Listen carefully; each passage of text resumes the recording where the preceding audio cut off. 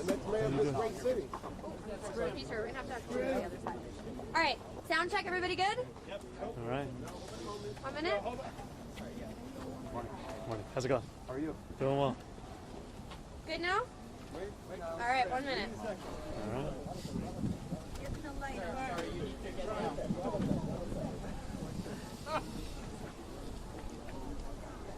Don't touch me.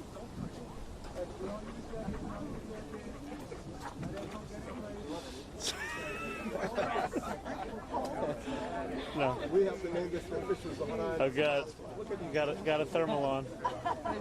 I worry about this guy. No jacket. Can I give him my coat? I got it. He's been shivering out here. Everybody knows where I live. There you go, man. Stay warm, puppy. Courtesy of Zohran, the next man, and make sure you guys get on good press. Our time is here. Friend is Talia. We're going to Talia? All right, are we ready, everyone? Let's go. Keep that boom mic down. You gotta bring that down. All right. We're doing a final. This is your final opportunity before we begin. Good morning, everyone. Good morning. Today is Election Day. It is a day that we have been dreaming of for more than a year. And as much as things have changed over the course of this campaign, in many ways it is the same campaign we launched on October 23rd. A campaign that looks to transform the most expensive city in the United States of America into one that's affordable for each and every person that calls it home. And I'm so thankful to the more than 100,000 volunteers who have brought us to this point, where we are on the brink of making history in our city, on the brink of saying goodbye to a politics of the past, a politics that tells you what it can't do and really what it means to say is what it won't do, and to usher in a new era in this city where we understand that we do not get to choose the scale of the crisis we face. We simply get to choose the manner in which we respond. And it is time to finally respond with the urgency that New Yorkers deserve. An urgency that reckons with these same New Yorkers having had to face rent hike after rent hike, year after year. These same New Yorkers having to wait for buses that never come. These same New Yorkers that have to move out of this city when they want to raise a family. And these same New Yorkers who have grown tired of going on Street Easy to find apartments in Jersey City because that's the only place they could consider affording. It is time now for a new day in our politics. And it is an honor and a privilege to be a part of a movement that has fought every single day to bring that day forward. And today, we have until 9 p.m. to say that our time has come. Thank you very much.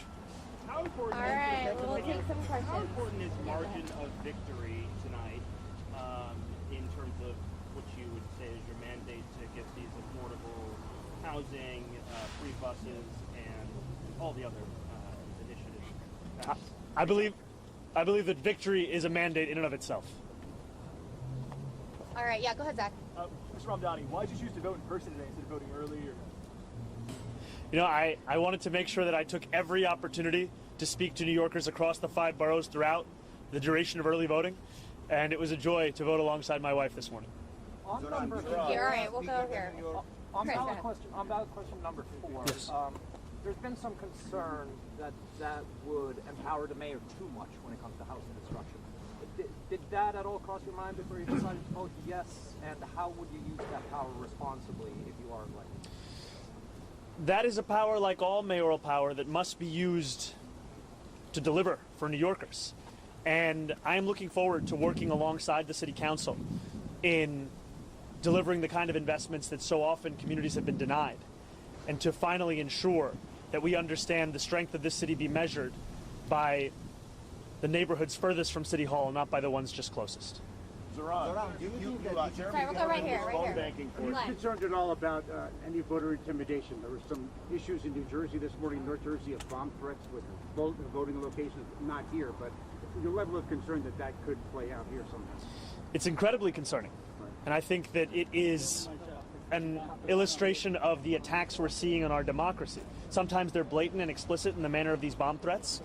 And we also have to know that here in New York City, I saw a young woman sharing a story of her mother who had voted for our campaign and was then harassed by another man at that poll site for doing so. And we have to understand this as part of the general approach the Trump administration has taken to trying to intimidate voters with baseless allegations of voter fraud as a means of trying to repress the voice of Americans across this country. And when we think about how best to fight Donald Trump, one way we can do so is by understanding Andrew Cuomo for what he is, the candidate endorsed by Donald Trump, Elon Musk, and Stephen Miller. All right, go ahead, Ed. Senatorman, this has been a local race, but the nation and the world is now watching. And for those who may be curious or concerned about a 34-year-old Democratic socialist running the largest city in the country, what would you say to those skeptics? Well, I get older every day. Look, I think more about New Yorkers than I do about anything beyond our 5 boroughs. And I look forward to fulfilling the hope that New Yorkers have put in me and to earning the trust of those who voted for another candidate or didn't vote at all. Because my responsibility will be to the entirety of the city.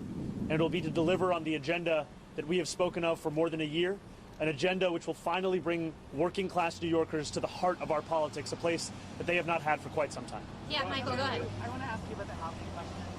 You waited until today to weigh in. At the same time, we know that more than 700,000 people cast their ballots in early voting, and many of those people presumably were looking to you to take a position on this. Can you explain what took you so long to come to a decision and how your thinking evolved to get to a place where you took a position? You know, I take very seriously the responsibility that I have to share my thoughts with New Yorkers, and I want to always ensure that I do so having had actually come to the conclusion. And I took the time to have conversations with stakeholders, policy experts, and wanted to make sure that I was deliberate in the decision that I made, and that's where I've landed. Zohran, Jeremy, All right, we're going to go right phone here. banking for you this Excuse me, sir. All right, right here. You think that this is bigger than New York, that your victory can turn the tide, change the conversation for the left in Europe and inside the Democratic Party in the United States? My ambitions are squarely within these 5 boroughs, my friend. Thank you. Jeremy Yeah, we're going to go right here. Yeah. Reduce federal funding if you win. What are your thoughts on that? Sorry, could you say it one more time? President Trump says he plans to reduce federal funding if you win. What are your thoughts on that? You know, President Trump also encouraged every New Yorker to vote for Andrew Cuomo. There are many things that he will say and that he will do that will not actually bear out in the results within our own city. I will treat his threats as they deserve to be treated, which are the words of a president and not necessarily the law of the land. And too often we treat anything that he says by virtue of who's saying it as if it is already that law. And it is time that we have a mayor who stands up for New Yorkers each and every day, not one who's willing to sacrifice those New Yorkers so that they can stand up for themselves. Zohran, All right, Jeremy last question Corbyn right here. was phone banking. Go ahead. Assemblyman, any last-minute message for New Yorkers who may be concerned that the president will follow through on his threats if you win tonight? I look forward to representing those New Yorkers and look forward to fighting for every single dollar this city is owed. What we see in the language of Donald Trump is a premise as if it is his decision on whether or not to fund a city the very money that this city is owed. And I look forward to utilizing every single tool at my disposal as the next mayor of this city to fight for the people of it. That means using the courts, that means using the bully pulpit, that means ensuring that we actually follow the letter of the law. And I know that doing so is something that threatens Donald Trump. It's why he's gone after Attorney General James, because she had the audacity to hold him to the same law that every New Yorker is held to. But I will not be intimidated by this president. I will not be intimidated by anyone, because my job here is to serve the people of the city. Thank you guys so much. Take 11 cities. Thank you, Johnny. All right.